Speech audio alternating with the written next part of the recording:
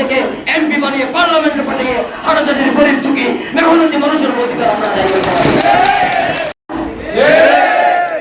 তখন ওনারা ছিলেন না।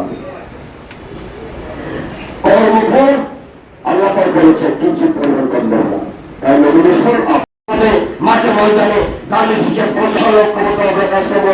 সেই প্রত্যাশা রেখে সকল দোয়া করবেন রব্বুল আলামিন যাতে বাংলাদেশের যুদ্ধ তারেক রহমান ফিরে আসতে পারে, তিনি যাতে এদেশের রাষ্ট্র ক্ষমতায় অধিষ্ঠিত হতে পারে।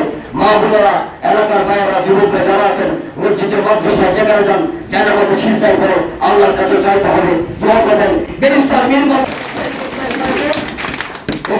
বাংলাদেশ জিন্দাবাদ।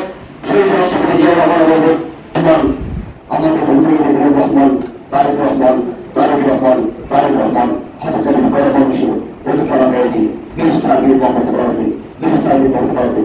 সকলকে ধন্যবাদ। একদম ভারতের বাসী জিন্দাবাদ।